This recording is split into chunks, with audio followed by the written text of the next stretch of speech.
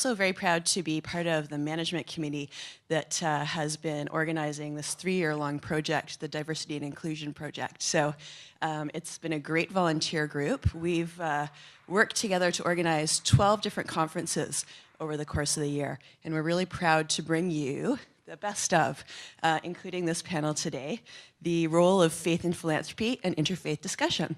So I am just going to introduce our host, our moderator, Mide. So, excuse me, I need glasses to do this.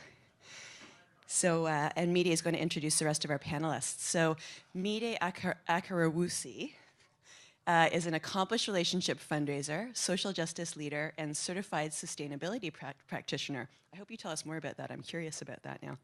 Born and raised in London, England, cultural connection and interest in the African Master of Science and Politics of Asia and Africa and the University of London.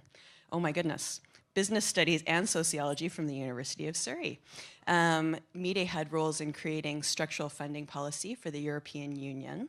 He built corporate philanthropy programs for the British Red Cross, connected corporations with diversity strategies by supporting recruitment strategies for disabled people, developed and implemented philanthropy strategy for the YMCA of Greater Toronto, supported community engagement strategies with Pathways to Education Canada, where you're currently the Director of Leadership Giving, is that correct? Great. He's also, I don't know how he has the time, is also a board member of Save the Mothers, an international organization committed to partnerships promoting health and dignity of mothers and children in developing countries through education. So Mide, very proud to have you with us today. Thank you so much for moderating. I'm going to hand it over to Mide.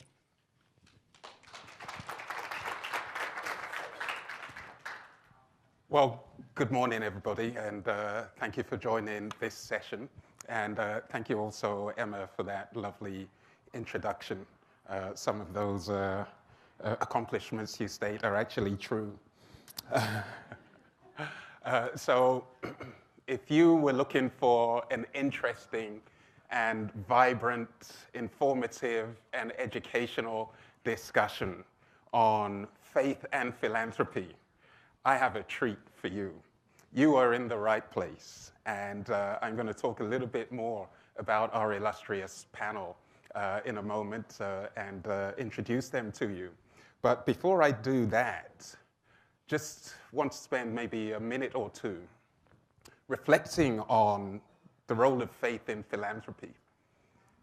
It isn't something that we speak about much, certainly of my limited exposure to the philanthropic debate here in Toronto. It isn't something that comes up much in discussion, either from a fundraising perspective in the organizations that I've been in, or even amongst my colleagues.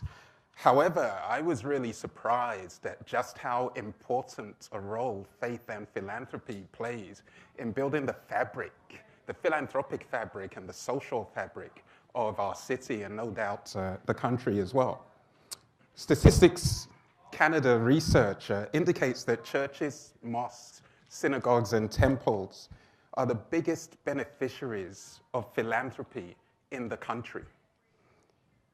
Of all the donations that were eligible for a tax receipt, roughly 40% of those donations went to faith-based groups. So what we're really talking about here is a huge resource of revenue, a real intent by members of the public to support faith-based groups. And yet, I don't know if you're like me, but if you are, we don't really know much about it, and we don't speak about it anywhere near as much as I feel we should. Another stat is that a person's religious affiliation actually makes them more disposed to giving. So you are more likely to be a donor if you actually have a religious faith, or if you follow and adhere to a religious faith. I think these are some really interesting issues, which we've assembled a panel here today to really help us understand and dig a little deeper and hopefully impart some words of wisdom and knowledge to us.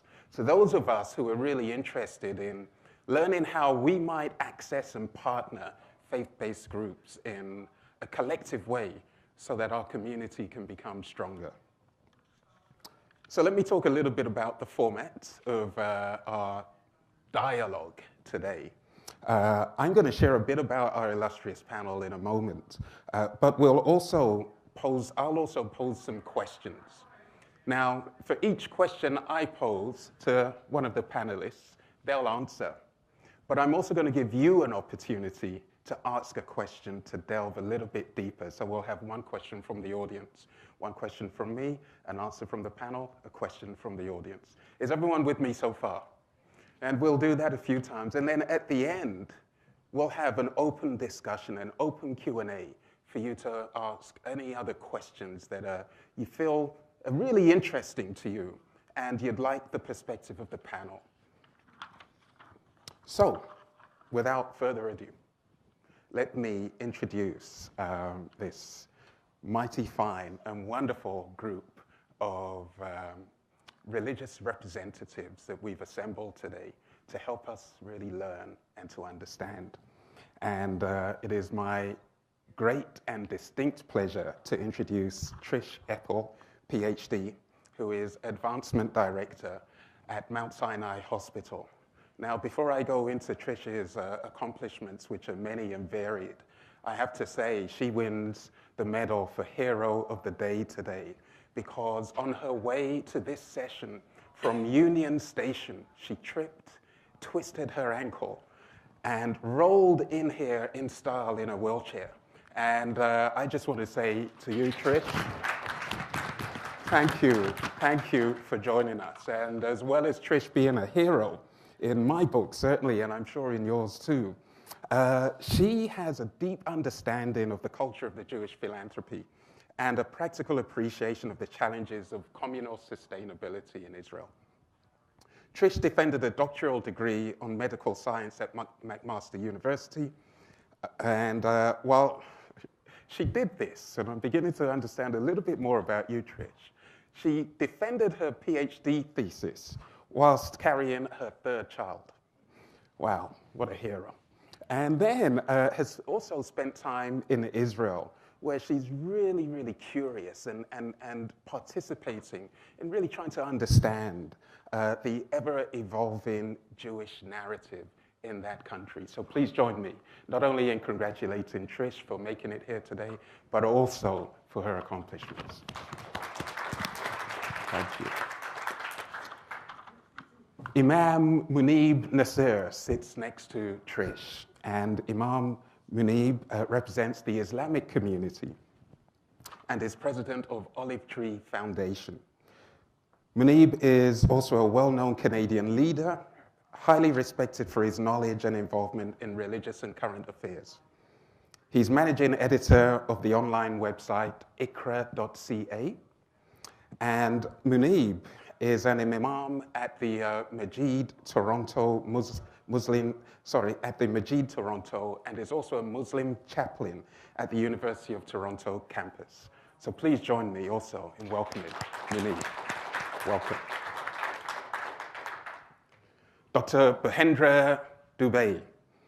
Bhendra represents the Hindu community, and he is head of the Vishnu Temple. As if that wasn't busy enough, he is also a vascular surgeon and assistant professor at McMaster University. One of the things that, as I was doing my research, I read up about Bhendra was that he was actually a recipient of the Luminary Award from the University of West Indies. And just want you to join me in also welcoming Bhendra. Welcome.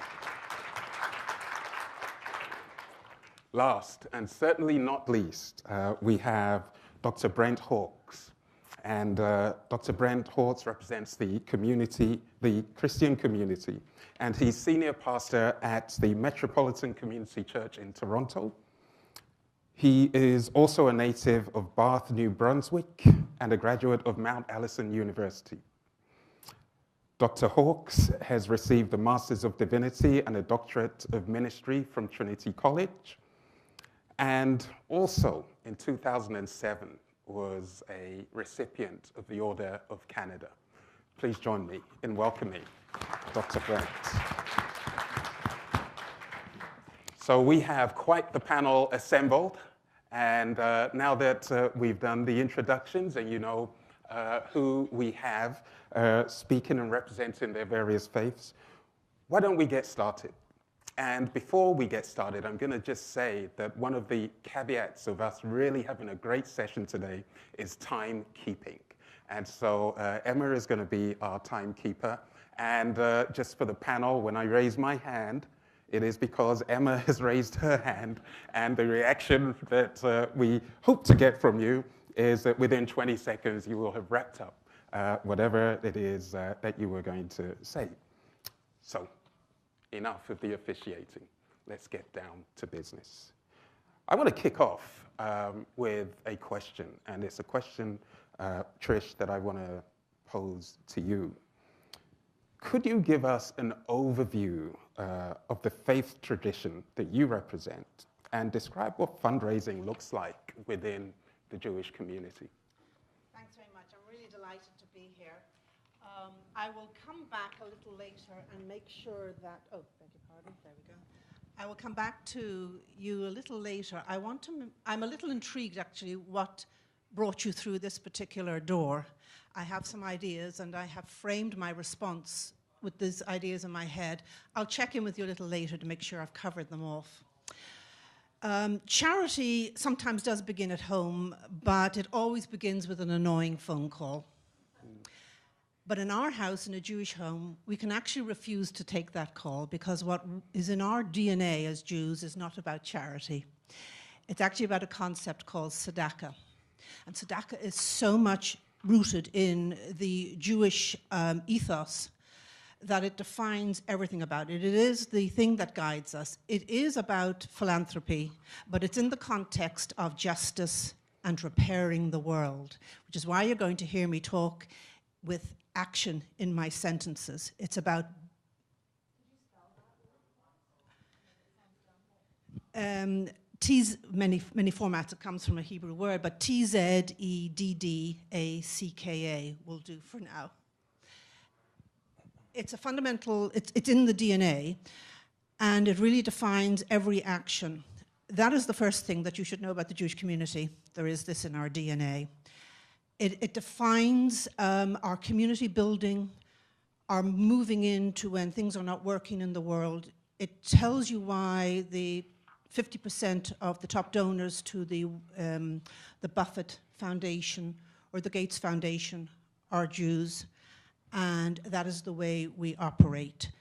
It overviews the gamut of everything that we do. The second piece I want you to understand is about this fact that the Jews have been a community on the move, always in response to historical fact.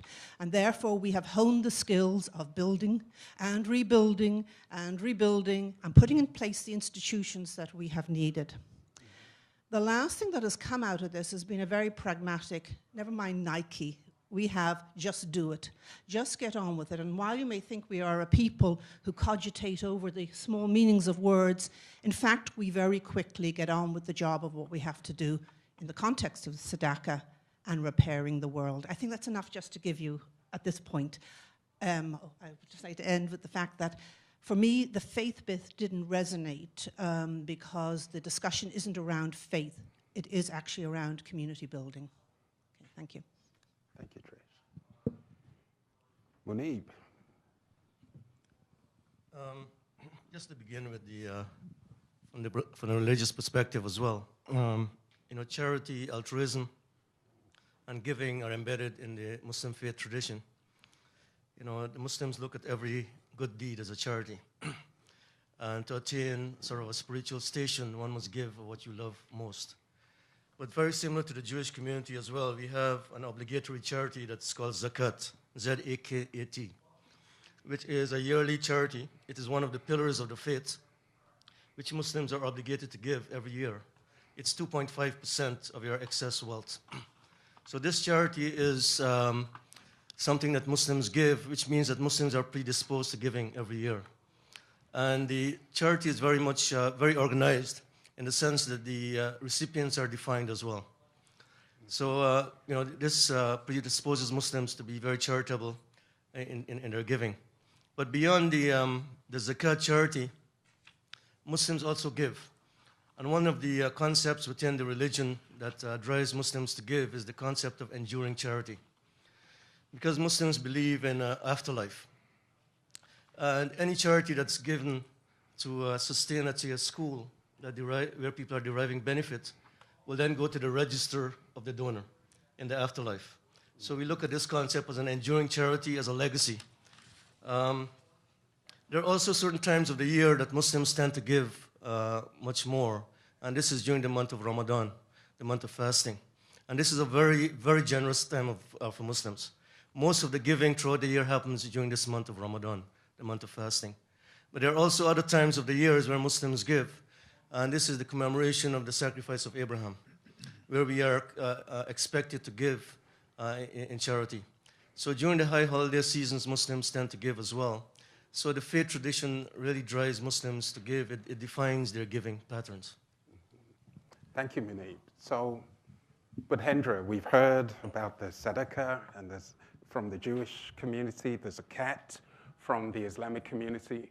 Tell us a bit about how philanthropy is shown and demonstrated in the Hindu community.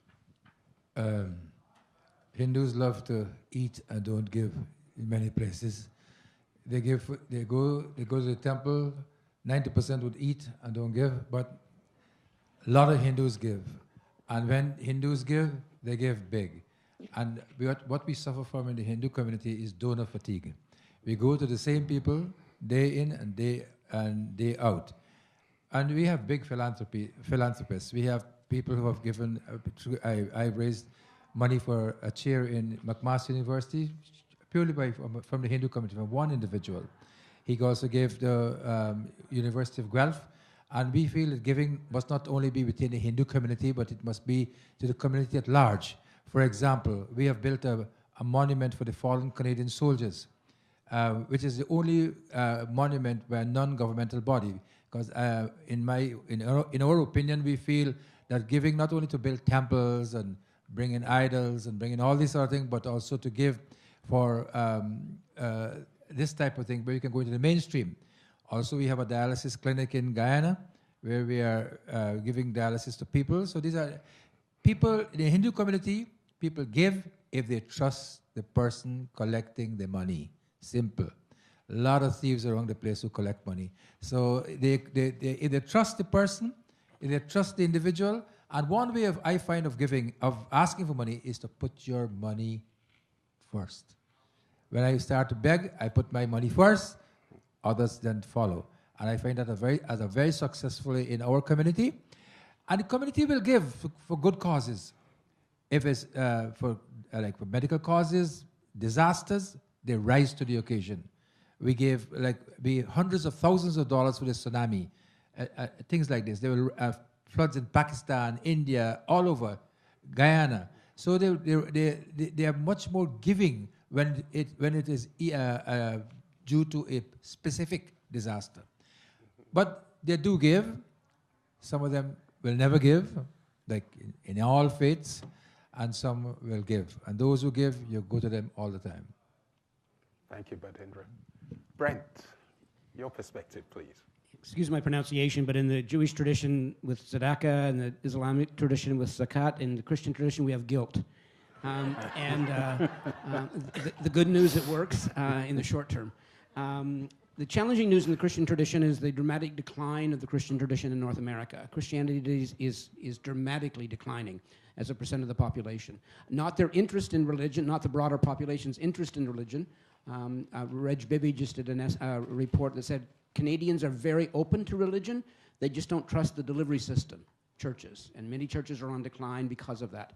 And so that's a challenging situation. And when you couple that with most Christian churches are in older buildings in disrepair, the good news is there's lots of opportunity in terms of increasing the giving and supporting the renovations of our building. Christianity has a variety of different branches, and depending on those branches of Christianity, it's a different approach to giving. And so you can't treat all Christian churches as one type in terms of how you approach giving. We have the situation of the Roman Catholic Church, which relies on a lot of people giving a little, and the Pentecostal churches who rely on a few people giving a lot, and then the rest of us envying both of them. in terms of the amount of money that they're able to raise. We say often that in order to grow a church, it's like a three-legged milk stool, and you need all three legs, and if one of them's short, it'll fall over. And those three legs are facilities, finances, and volunteers. And most faith communities have some kind of facility, probably in disrepair. They probably do a very poor job of managing volunteers and supporting volunteers, engaging volunteers. We're very blessed at our church to have some great folks doing that. And the third area is in finances, and where a lot of our faith communities need a lot of help. Christian giving is traditionally through two methods. One, the offering plate that's passed on Sundays, or pledges that are related to that, to cover the basic operations of the local church.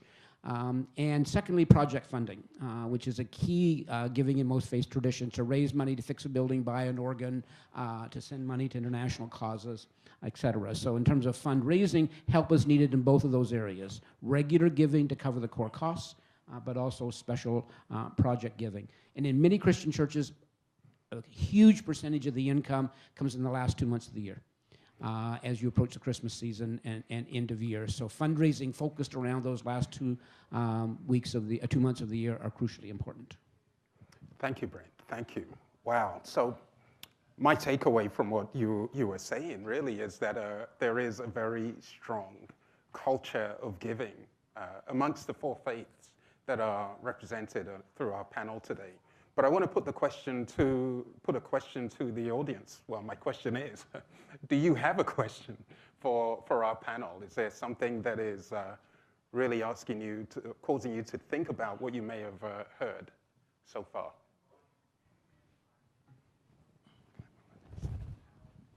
I'm also acting as Emma while she's acted out of the room. Thank you. I'm wondering if the panelists could give us some insight into how to ask the different faith communities. I'm with the United Church of Canada. We're supported by many groups. Certainly all the groups represented today support the mission that I work at. But our appeals, I think, are broad-based and not specific to, say, the Muslim community or the Hindu community or the Jewish community. Is there something, advice or a tip maybe that you could give us that would maybe help us better engage your faith communities? Thank you. And your name is Ron, and you're from downtown Mission, Windsor. Okay, over to our panel. Any advice on how to ask? My tip is that if you have a cause, and we have done this many times in our temple, and you bring the cause to the table and let them know, they will give. But the cause is the most important and driving factor. If the cause, and they see a need for the cause, I think not only the Hindu community, but all communities should. Because when we collect money for disaster, we don't collect money only from the Hindu community, we collect money across the board. For the war monument, across the board, everything. So we have all sorts of people giving money. Brent. Yeah, I think there's a tension between accessing donors and faith communities that are trying to protect their lists, so that organizations like yours that are outside local churches would have a hard time accessing donor lists or donors because churches want to protect them.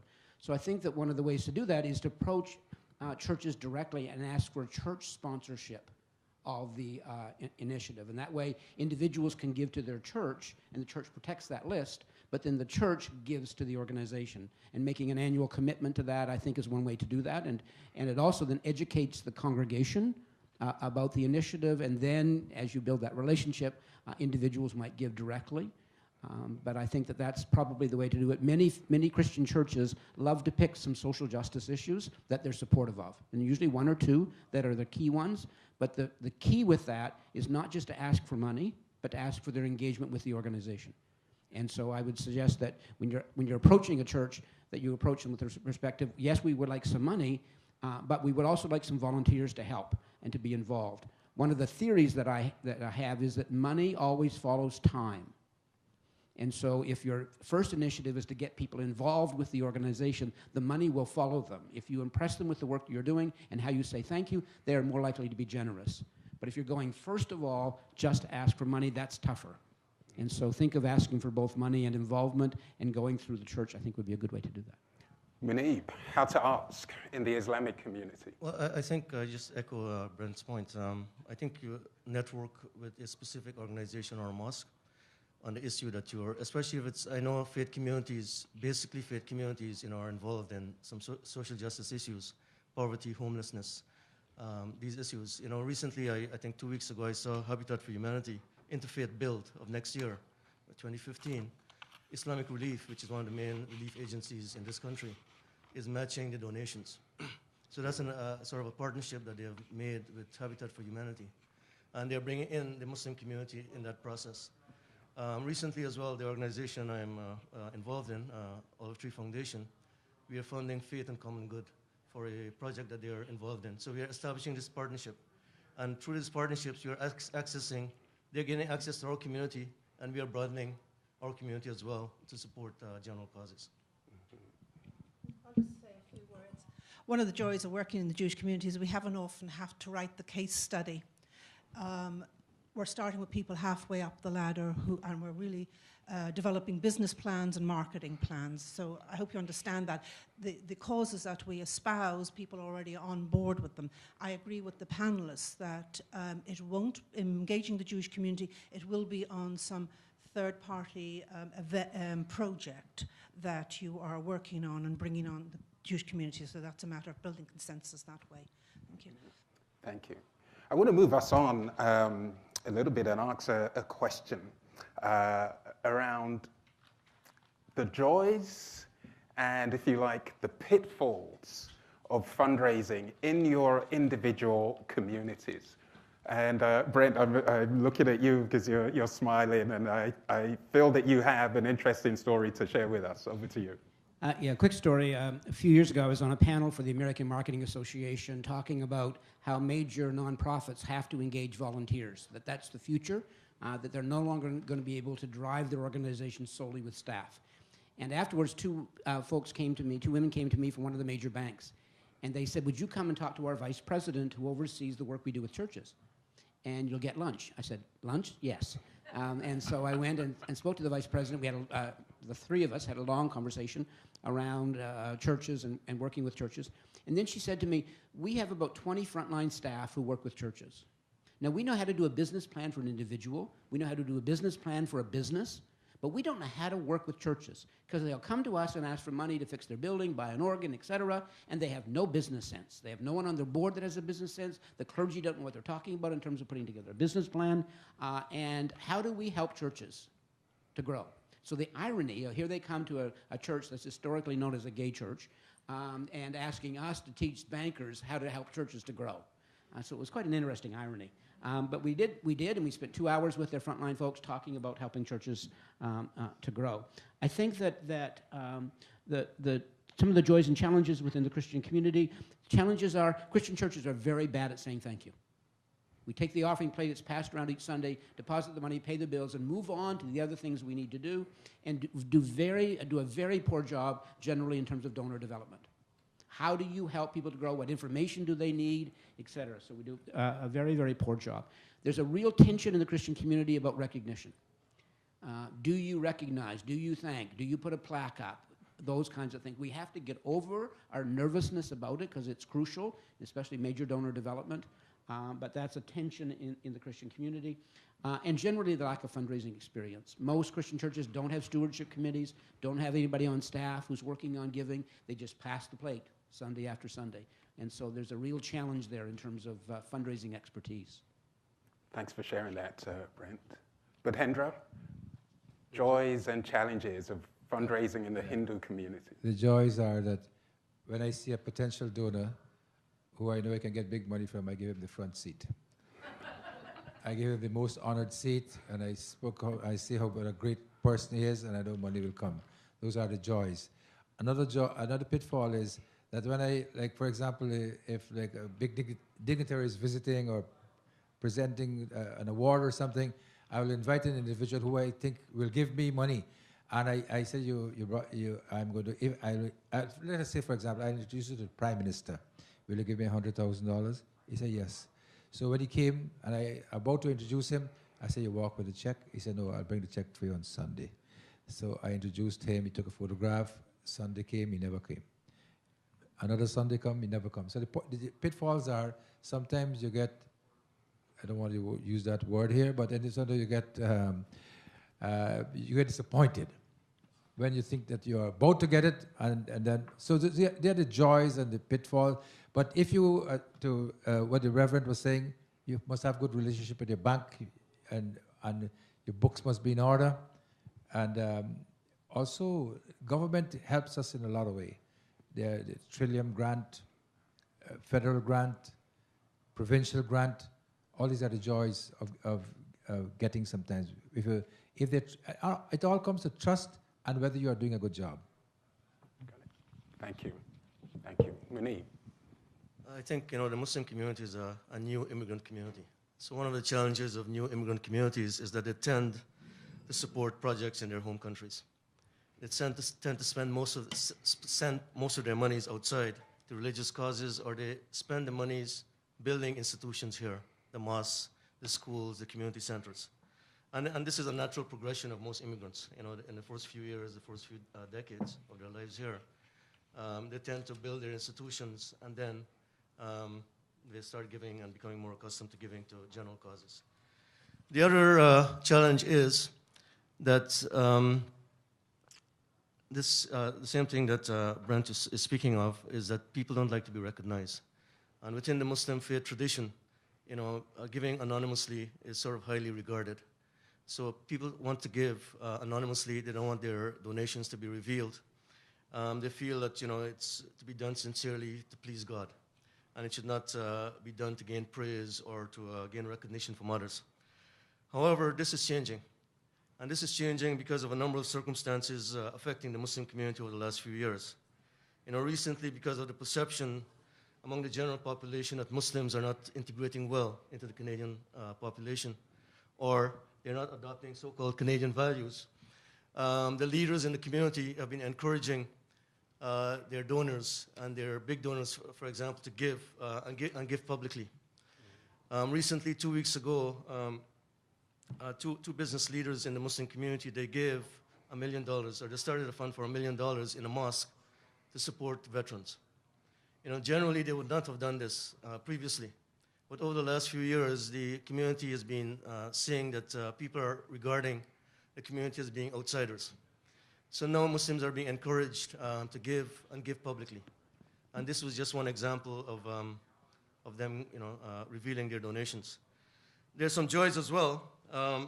When people give selflessly and joyously in their faith tradition, we believe that they attain a higher spiritual station. We are taught that you attain righteousness by giving what you love most. By giving what you love most. And people also in faith communities, they strengthen their fellowship and they strengthen their relationships with each other when they give and come together and work for a project. So I think this is one of the joys that faith communities have. That we sort of celebrate when we are able to achieve a project, whether it's a faith-based project or in the general community. Thank you. Jewish giving is not as a precondition for a place in the afterlife. It is about building community, repairing the world now. I say that Jewish giving is not about banking something for the future. And I think perhaps our understanding in our community about having things named after philanthropists, it may be a little bit different for that, because the conversations I have with major givers is about acting as a role model. So if you go up and down University Avenue and see all those names, these people actually, you'll be surprised, who hand over $10 and $20 million, they actually don't have egos. It's about understanding their role in the community to better Toronto, to better Canada, and acting as that role model for people with whom they interact. So it's a slightly different tone of that, and it's not done in that religious context of, I'm banking something, so when I go through the gates eventually, they'll look at that. So that was one thing I just want to do in contradistinction. The challenges for the Jewish community, we have gone through a rough historical context, And as the young generation remove themselves from the emotional impact of what has gone on with the Jewish people, they become less engaged in terms of building institutions. They now live in a very safe country in Canada. They can walk into any institution. I work at Mount Sinai Hospital. That hospital exists because Jewish doctors and Jewish doctors could not find positions elsewhere when they came to Canada. So they built their own hospital, and so it goes. Those preconditions don't exist anymore. So our challenge as a Jewish community is, what do we do for this young generation of Jews? Two things I'll just say before I put down the microphone. They are becoming involved in philanthropy in terms of entrepreneurship. So there are many organizations like the United Jewish Appeal and even Mount Sinai that actually has programs where the young donors themselves become engaged in how that money is spent. Yes, it means a ton of stewarding and a ton of looking after, but that's how we bring them in. The case alone is not sufficient for them anymore. I think I've a ton to say, but I think I'll leave it at that. Thank you. Thank you very much, Trish. So I've heard about in some communities, giving money back home. In other communities, the need to build capacity within particular faith groups so that they are better prepared to engage in fundraising. The need to thank, the need to follow up when people make promises. And also heard that actually philanthropy can be a response to challenges that a particular faith community has experienced. And I wonder from the audience whether there are any questions around what is being heard. Yeah.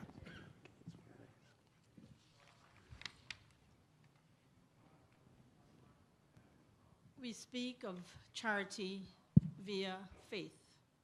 I've heard from the Jewish community that that's becoming less and less. We have the Muslim community, we have the Hindu community, and we have the Christian community. Has anyone thought of rising above all of this and removing the faith and becoming more of a humanitarian community? Because a lot of questions are usually asked, where does my dollar go? And that's a very important thing. So I would suggest a next step is to rise above, using the same values, but coming together. Okay, thank you for that question. So, breaking down some of the perceived barriers and working laterally to build communities. What are some of your thoughts? Let me start with you, Bhatendra. I've alluded to rising above the faith and going into the mainstream. I spoke about the building of the monument for the soldiers, fallen soldiers, having interfaith dialogue to see how we can make Canada a better place. And I think interfaith dialogue is one of the most, a very important thing in bringing people together, to foster good brotherhood among the faith community. And this thing about rising above the faith group is, most of us are doing it. I don't think any one of us are confining ourselves to our faith who are here. We rise above that, and we try to do that also. Okay, thank you. Brent? I have some thoughts. Trish? As per usual, I have some thoughts. I'm going to talk about this in terms of strategy, whether asking people to buy in for some neutral project or some neutral ideal, whether that works as a strategy only. And I have to say, I believe that the strength of Canada comes from the fact that it is actually a multicultural society.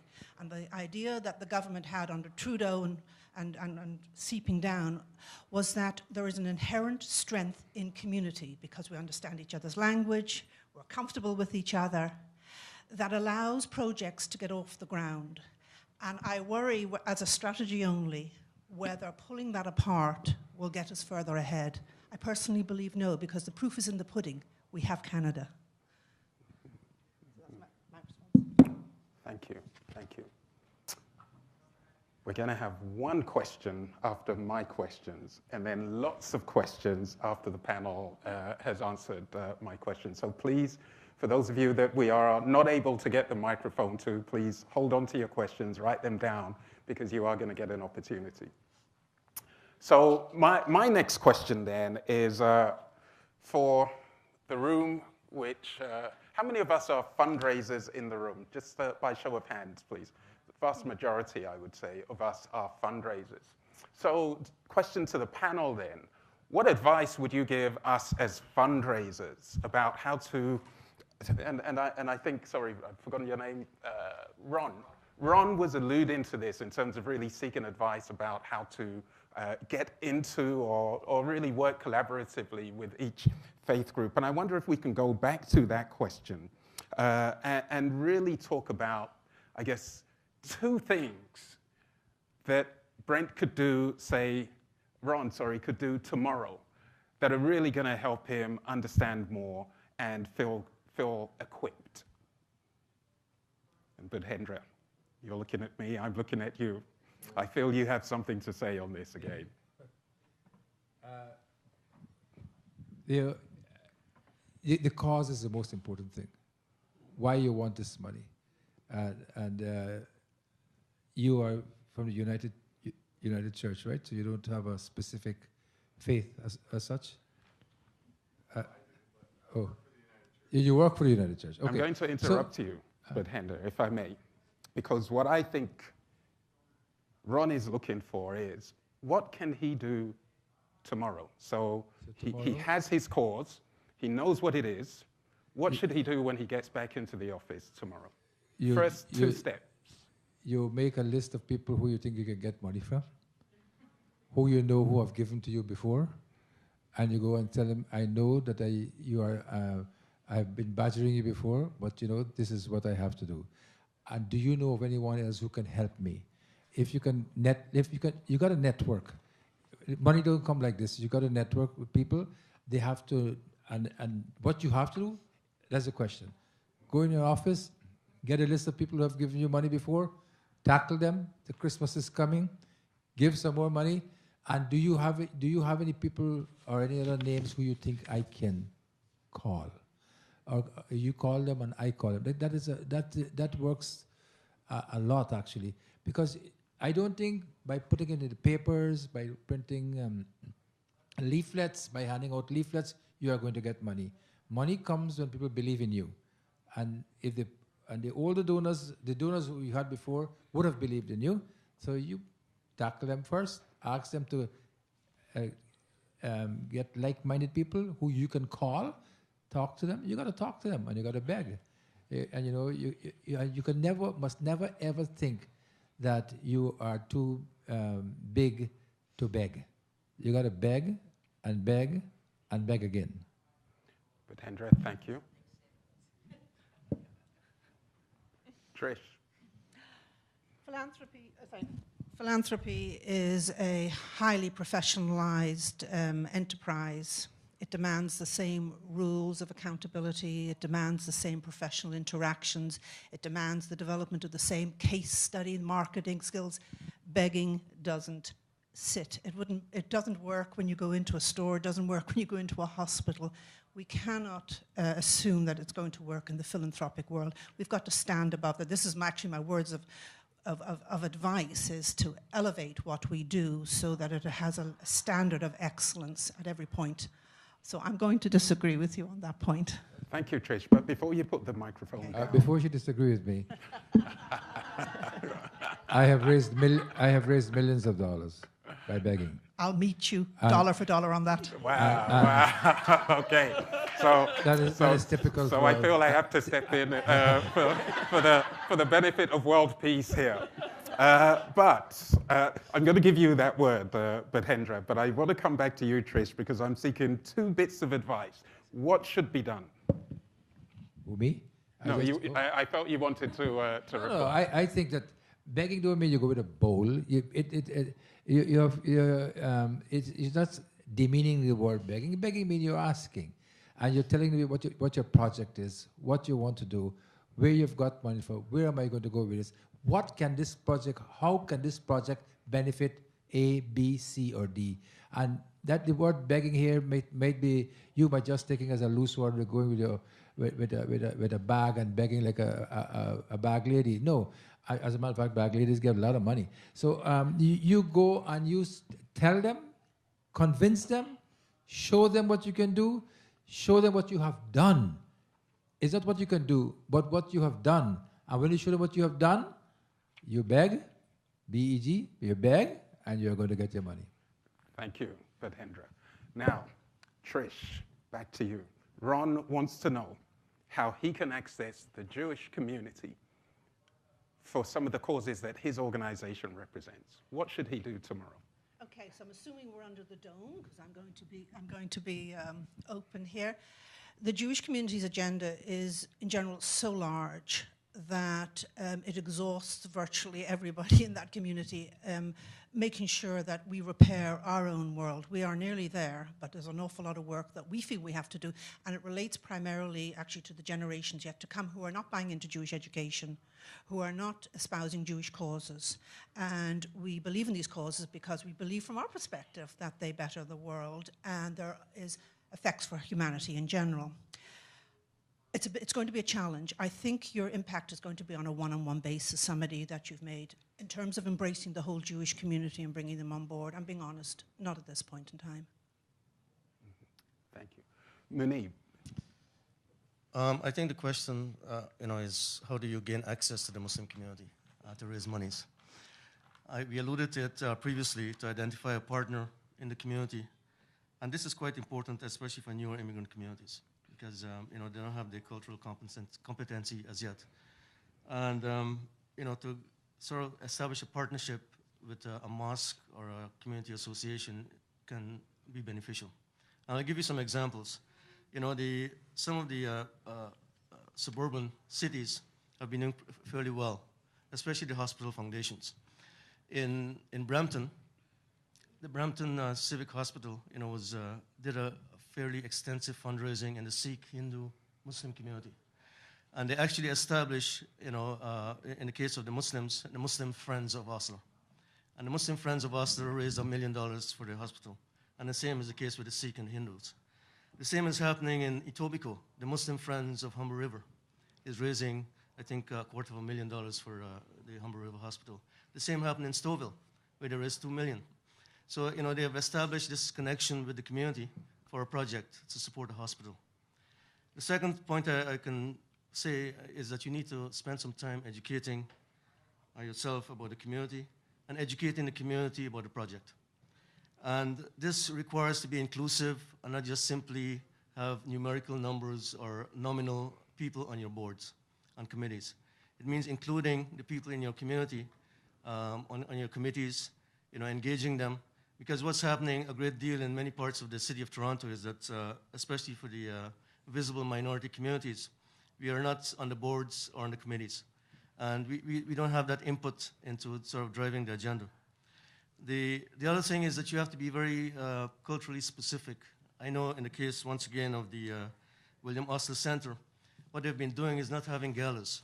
They've been having Diwali celebrations, Eid celebrations, specific for that community. So they access the community through the high holiday seasons. They organize events around that. But the final point I want to make is that I think faith communities have a golden opportunity, and I agree with Dr. Dubé here, in interfaith and intercultural dialogue. I think there is a golden opportunity now for interfaith and faith communities to come together on shared projects. And I think over the last few years, I've seen that there's a lot more appetite for this, especially the social justice projects. The United Church, the Muslim community, the Hindu community can come together actually and work on specific projects. And I mentioned Habitat for Humanity, and there are a few others like this that can happen. It may not be very big projects, but it starts the process of inclusion for the community. Bhatendra, before we hear from you, I do want to give Brent an opportunity, and then I'll come back to you if that's okay. I'm going to answer the question a little bit differently. Instead of answering the question about how do you access the Christian community to get money from the Christian community, I'm going to answer it in terms of how do you access the Christian community to get business. in the Christian community. And I think there it's to work through denominations and conferences, to be able to go to conferences and be able to say you want to do some workshops on fundraising, project fundraising, annual giving campaigns, et cetera. To do that and to offer those kinds of resources at conferences, and through that means being able then to get businesses with local faith communities who need help, whether it's hiring you to do some fundraising for a specific project, a building campaign, a capital campaign, or annual giving campaigns, to work with those. Secondly, if you really want to learn how to improve giving in the Christian community, learn from the fundamentalists. I'm probably the last person to say that, but however, they have perfected volunteer management and fundraising. And they're growing, in my opinion, in spite of their theology. But one of the reasons why they are growing is they're really engaging people in the life of those communities in very active ways, and therefore then they will become generous givers. And they're not shy about talking about money. They're very aggressive and assertive at talking about money, so they have those resources. And so fundamentalists have a lot of conferences, and in those conferences they have different workshops, and you can go there. For years it was all the fundamentalists and me. It was not very comfortable, but I learned a lot from what they're doing and in their conferences and on their websites about how to perfect fundraising within a community. Thank you, Brent. Before we go to the audience, Bhadhendra. I just want to echo what Muniba said. Like during Diwali, for example, Mississauga, Trillium Hospital, they've raised millions of dollars. Every year they raise, for this last year, $700-something thousand. And Ron, is it? If you could talk to the people who are organizers of the Trillium Foundation, the Diwali, I'm sure they could give you some help. And I agree with you that the high holidays are the best time for these things. Thank you, thank you. So I've heard cause, I've heard collaboration, building that connection, being inclusive. Really want to thank you for those really great bits of advice you've provided to us in terms of how to work with your communities. Questions from the audience? All right, we haven't gone to the back yet. Let's take a stroll. Don't want to leave you guys out. Hi, my name is Nancy. I work at Sick Kids Foundation. Just a question, Brent, you and I had actually chatted about this previously, about how Metropolitan Community Church is actually was born out of Christian people being excluded from other areas of Christianity. Can you speak a little bit about how, despite that, or in lieu of that, you've also been successful in rallying support for your specific organization, and how we as charities that aren't necessarily working in the religious space can maybe learn from that? Yeah, I think our involvement with social justice activities have really given our church a profile in the broader community and have brought us front of mind to people. Whether that's fighting for gay marriage, fighting for inclusion in the Human Rights Code, whether when I did Jack Layton's funeral, a huge profile. And so we strongly believe that social justice and involving our congregation in social justice issues of a variety of kinds is key to engaging and key to catching the minds of the community. It's also key in terms of our experience is younger people want to find a faith community that's not just about themselves, but it's also about repairing the world. That's also about getting active in social justice issues. The other thing is, my doctoral thesis is on church growth principles. What are the key factors that help churches to grow? I'm very concerned about the future of North America without vibrant faith communities.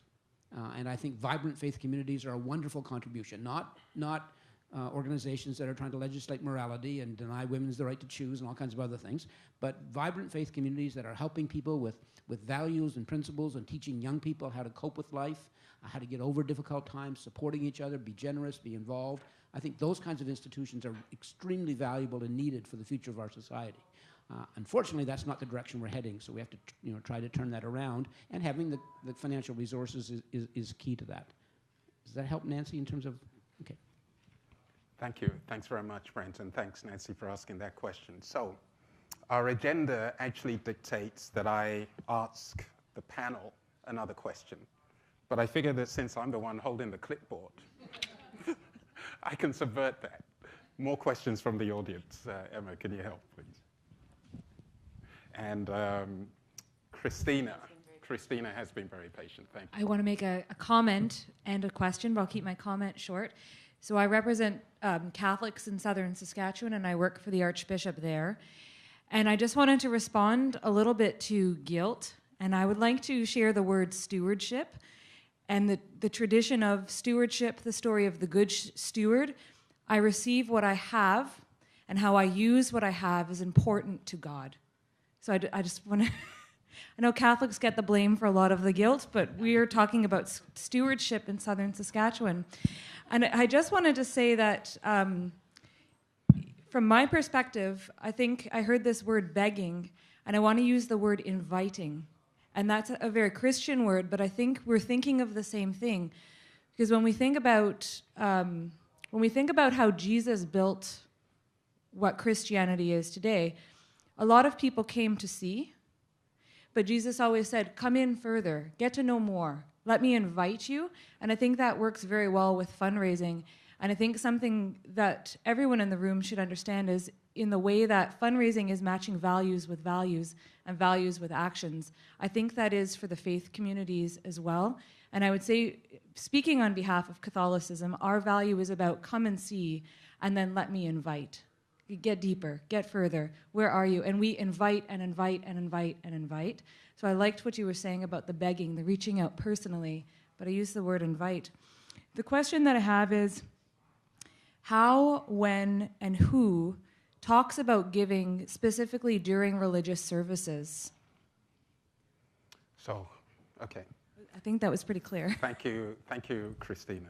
I want to talk about this point around begging, because I think I understand what Bhatendra is saying, and I think about the African community as well, where actually I would say there are two platforms for giving. And begging in the Western context, I think is a very kind of loaded and quite heavy word. But unless you are seeing people on the street who are homeless and are able to stop and put your hand in your pocket and give, then I think we remain backward as a society, and those people could very well be begging. And then we go back to what Trish is saying, that there are highly sophisticated platforms for us to make philanthropic donations, more considered donations. And I think that this is what Bhatendra is referring to, that at every point we have an opportunity to respond to those who beg, but within that there is deeper within the Hindu tradition a responsibility to give in a more considered way. So the question then, and remind me, sorry, I got caught up in my own. How, when, who talks about money, like donating money during the specific religious service? So during the prayer time in the temple, the mosque, the church, who gets up and talks to the community during that religious service? Brent. Yeah, two comments. First of all, my comment about guilt was a joke. It was not meant to be serious. And secondly, in terms of who, how, when in religious ceremonies, historically it's been me, and that's been a mistake. What we've learned in terms of the literature and our own experience is that it's much more effective when it's a member of the congregation who tells their story. And it's important to remember, people don't give to churches. People give to visions, right? Or to people, or to real life situations. And so I think that the more it can be about, a wonderful church in San Francisco is called Glide Memorial Church. It's a United Methodist church, one of the largest, and does a a lot of social justice stuff. And every Sunday in their service, when it comes time for the offering, someone gets up and tells their story. And then they say, oh, okay, and by the way, the offering plates are coming. They don't make a pitch. They tell the story about how the church is changing people's lives. And so churches don't do a great job. Many churches don't do a great job of that. They leave it to the presider at that point in the service to make the pitch. I think that's a mistake. And I think it needs to be much more about telling the story, about how the church is touching lives, and then let people give, because they will respond to that and give to that. Thank you, Brent. Bhatendra, how, when does giving take effect within, say, a Hindu religious ceremony? Within the Hindu religious ceremony, the man who's doing the ceremony. he has the people's attention, and maybe what Brent is saying, that in his way, someone can stand up and give a story, but we have not tried that out, but people would listen mostly to the person who is el numero uno. And Listen to him. who is that numero uno, as you described him? Who is the person who leads the ceremony? The person who is commanded, who is like giving the sermon, who is on the pulpit, who is in charge of the temple. A priest? A priest. Okay. And if not, if he is not capable, then the president of the temple, who is the person, is the person who the people look up to. That's what it comes down to. Who they look up to the most, that person is the one that is going to get a response. Okay, great. Thank you, Batendra. How does it work within the mosque, Muni? Well, the mosque is, if you've ever been into a mosque or a fundraising dinner in the Muslim community, it's quite an interesting experience. It's a very communal affair. And usually it's the imam, or we have developed over the last number of years fundraisers in the community who are very good motivational speakers. And they have become known as fundraisers in the community. They have the credibility, the trust of the people. And they're invited to do fundraising on behalf of a community. Usually, most of the fundraising tends to happen at certain specific times of the year. During the month of fasting, Muslims believe that the reward that they get will be greater. So you have a lot of fundraising happening during the month of fasting, where people attend the mosque every single day, every single night. So millions, tens of millions of dollars are raised in communities here during that month. The month of Ramadan is the month I feel you're talking about. And what exactly is that month? It's the month of fasting where Muslims are required to fast during the daylight hours for 1 month. June and July? It varies. It's on a lunar calendar. So this year it was around July. Okay. July, August. Thank you. Thank you very much, Monique. Trish? Thank you. I'm going to divide this into 3 parts. The first is on the religious and the synagogue. That can be done by the rabbi or the president, especially around Yomim Narim, which is the High Holy Days, the fasting of Yom Kippur, because it says in that text that if you give tzedakah, charity, in fact, your life is going to be much better next year. So it's built into the liturgy. The second piece is all Jewish communities in North America have a United Jewish Appeal, much like the United Way. Toronto has, its community can raise $60 to $70 million a year just in terms of this annual campaign. There are levels of giving, etc., but that's understood, that is your Jewish tax, in order to keep the infrastructure of Jewish community alive, schools, social services, whatever else. The third, and some place I've been heavily involved in, is in the capital campaigns. And what the Jewish community has brought in for the capital campaigns, for example, to build new campuses, new facilities, is very high-skilled members of that steering committee who are very selectively chosen because they can talk to the right people. We're talking here about bringing in tens of millions of dollars. So that's a different sort of level of ask, and they're doing it with the people that they do business with. So I would say those are the 3 segments of Jewish giving in Toronto. Okay, thank you. That's for you to keep. Thank you. Okay. One more question, and then I'm going to have to refer back to my clipboard. And I know you've been waiting patiently, Julie. We'll come to you in a few moments. Hi there. This is a bit of a big picture question. My name is Suzanne, and I work at the Center for Addiction and Mental Health, and I also teach a course in fundraising at Ryerson. I was raised outside of faith traditions. I've always worked for very secular charities, and as I've been doing my work at Ryerson, meeting with more of the students and really spending time researching where so many of our sort of secular philanthropic tendencies come from, I see them so rooted in faith traditions. I can't find a practice that isn't coming from a faith tradition. So my question is, what have we lost? If there's such a deep connection between faith and spirituality and giving, what are we losing when we talk about giving in purely secular terms? Thank you. And could I ask our panel, just in the interest of time, to maybe just use 1 or 2 sentences to answer that question? What have we lost? Where has the disconnect come from between faith, society, and giving? one of the things that I think unites all of us here at the front and most of the world's major religions is the central value of compassion. And I know that folks who are totally secular can be very compassionate. However, all of us come from traditions where on a regular basis it's taught, it's reminded over and over and over again. You know, church, synagogue, mosque, temples are one of the few places in the world that you go on a voluntary basis to be told you need to be different and to be challenged all the time on a regular basis. And I think that's one of the benefits of faith communities, is that challenge all the time to be more generous, to be more engaged, to be more involved. And so I think that one of the things that faith communities bring is that deep, deep value of compassion. And you just have to convince us of the cause. You don't have to convince us to be compassionate. And I know that that's true for many secular people, but I'm not sure that they have that kind of regular commitment and that regular challenge in a consistent way like people in faith communities have. Thank you. Since that was more than 2 sentences, I decline. Yeah, I echo what Brent says. You know, I think the underlying value that religion brings in terms of giving is compassion. You know, loving for others what you love for yourself. I think, you know, regardless of whether a person is religious or secular, this underlying value defines us as human beings. I'm actually going to question the premise of the question.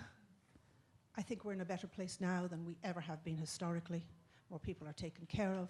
And whether we can trace back the threads of the faith-based motivation, by the way, those concepts have now merged into secular life anyhow. I'm really optimistic and happy about life here today. Thank you. Thank you. Okay, Bhatendra, you have a minute and a half to answer the question. Is that enough? I agree with all the speakers. I agree that I have nothing to add. Okay. We're just being redundant here. Okay, thank you. So, final question then. And it's really, I think, something that would be an important question to ask, just based on the fact that we are talking about faith and philanthropy. Question is, what words of wisdom can you draw on to inform our audience about going forward after this great panel discussion today and the great ideas that they have heard? What is a word of wisdom in a sentence or maybe more that they should walk away with from each of your faith groups? Bhatendra. Why you pick on me all the time, man? You have so many people here better than me. What word of wisdom I have is that you beg, and you beg again. And the most important thing is people must have respect for the person who is leading the campaign. And also to know, as someone said, where is a dollar going to the right pocket, or 90% is going to be used in administration, as some charities have. And if you could convince them that every single cent of your money is going to go to the charity that you, or the project that you're asking for, it's a very, very important topic, because so many organizations, they have to pay this, they have to pay the other, and by the time the dollar comes down, it's coming to 10 cents. That's one. And secondly is that we,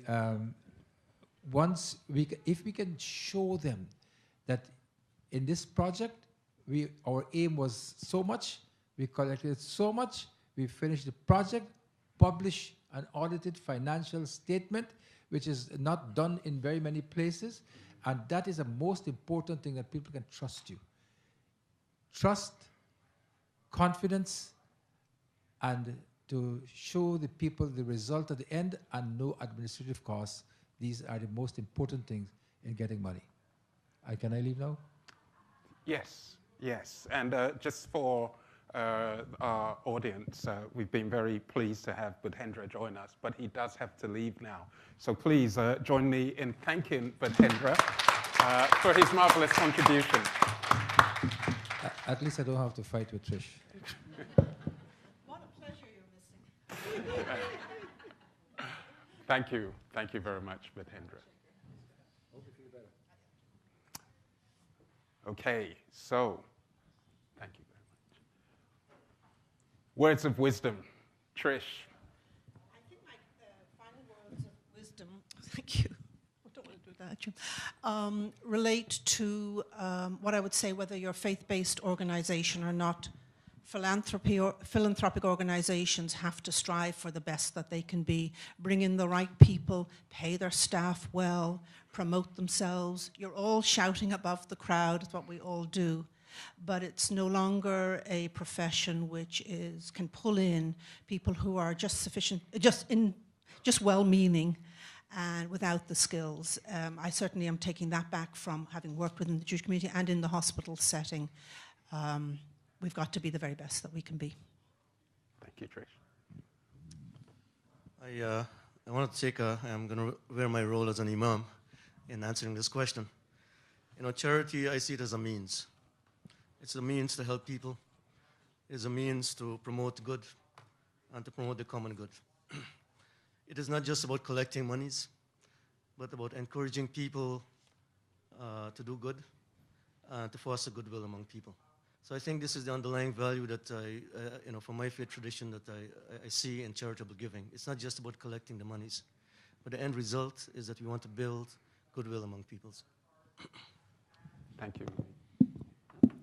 I'm going to answer the question in two ways. The first is in terms of what advice would I give if you want to raise money from the Christian community, and that advice would be to remember that money follows time, to really try to start with how can you get people engaged in the project, and then how can you get them to give? Because if they're engaged in the project, they will give more, and they will tell their friends to give more, and people who are engaged are great people to ask others. So that's the first thing I would say. Too often people just come and say, would you give to a project, and take the check and goodbye, and I think that's not the best way. Secondly, what advice would I give if you want to work with the church to help it improve its finances, its fundraising? And that advice would be project funding or special funding is really important, but what's most important is how you convert project funding into regular giving.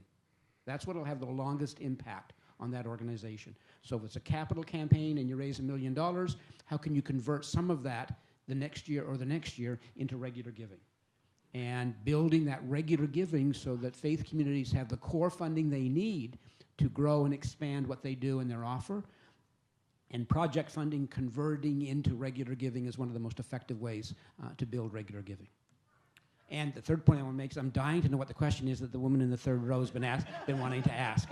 So, Julie? Thank you, Brent. Thank you. It's not that good. It's not that good. Hi, my name is Julie. I work at Mount Sinai Hospital Foundation as an advancement director as well. And I also sit on the Inclusion and Equity Committee with me day for AFP. And in one of our previous sessions, there was a gentleman from the Sikh community who brought up an excellent point about giving within your own community to help build community, but then also making sure that you publicly give in mainstream organizations to help, have that public profile of your community and showing to be a part of the mainstream community. So,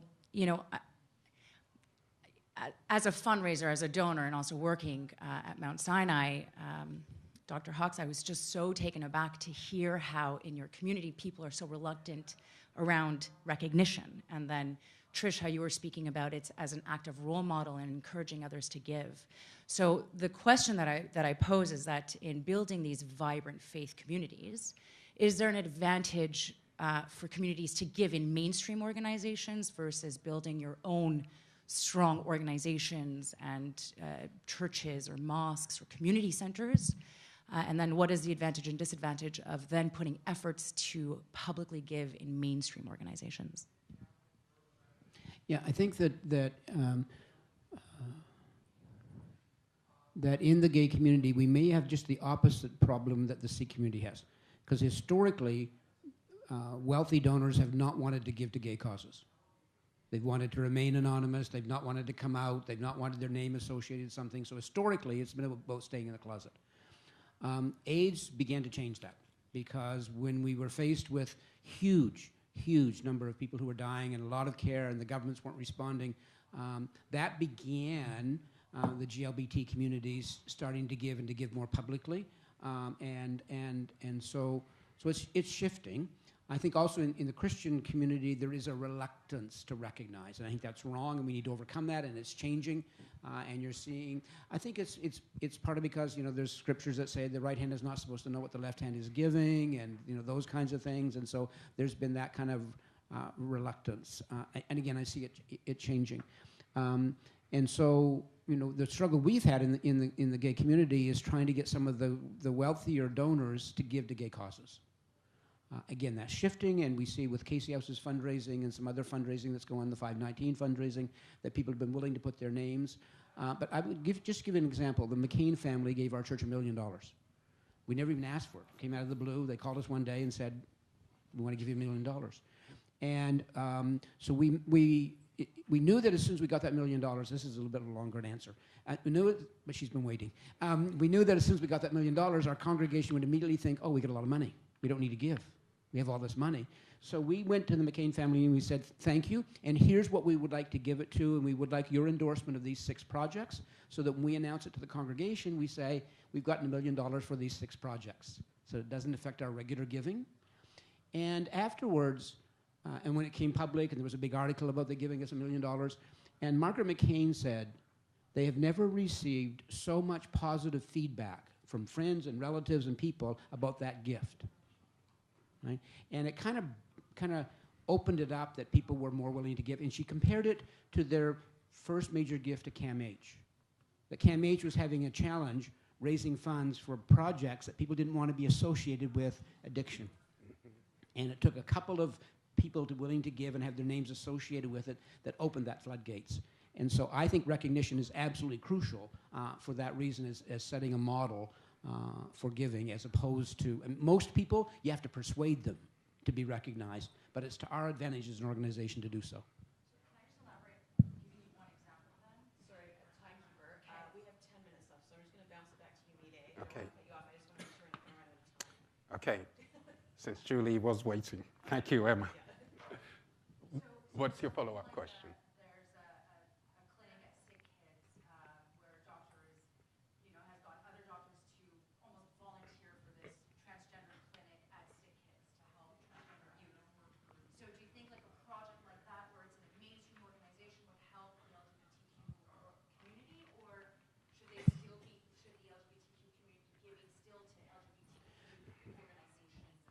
No, I think that's a perfect example where LGBT organizations can partner with sick kids and raise funds for that. And very seldom have we ever been approached by mainstream organizations who've wanted to raise money for something that would benefit the LGBT community, but it's being raised by that mainstream organization. We've either do it ourselves, or they've done it, we found out about it later. There's been very few of those partnerships ever formed.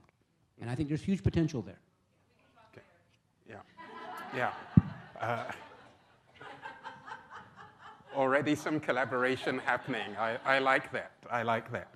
Munib, you were mentioning that within the Islamic community there was perhaps quite a strong tradition of giving back home.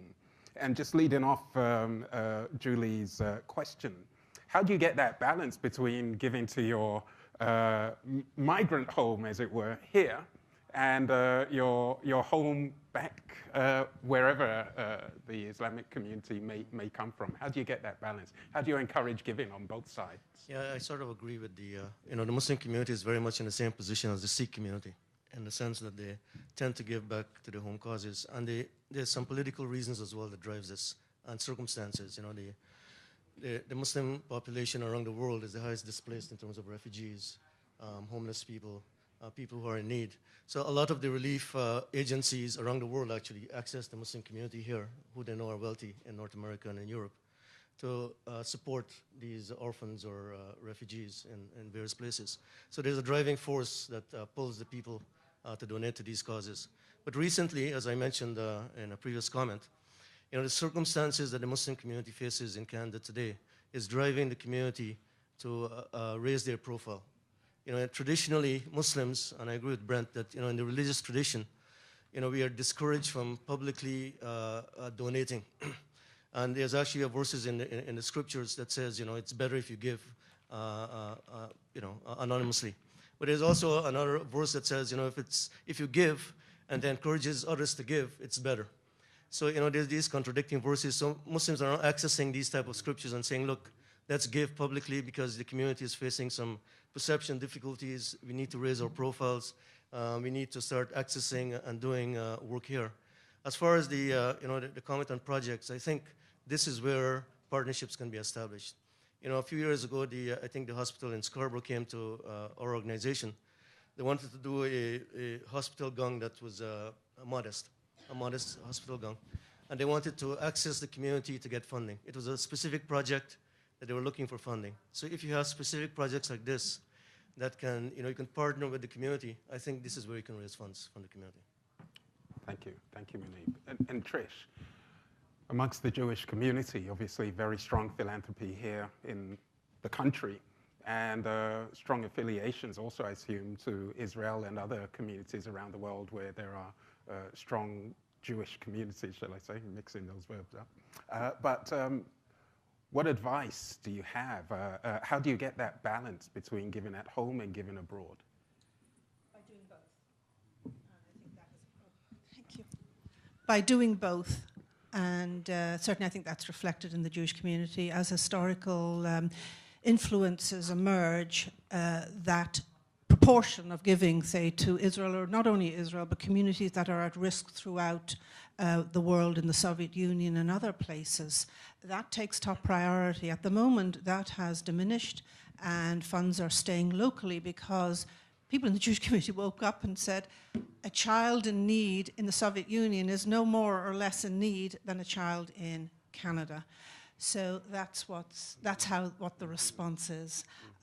Also, just finally, the nature of giving, say, to places in the former Soviet Union or in Israel or other places has changed from philanthropy to entrepreneurship. And I've mentioned this form before. It's another outlet, and that engages young people and may have just as much impact at the end of the day if people are given jobs, both in Canada and throughout the world.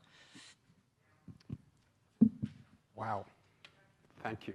Thank you to our panel. This has been, I hope, and certainly for me, amazing, and I hope for you, amazing and rewarding as well. It isn't often, as I said in the beginning, that we have an opportunity as a philanthropic community to address issues of faith, which are so important in driving really, really great work in our communities on many different levels.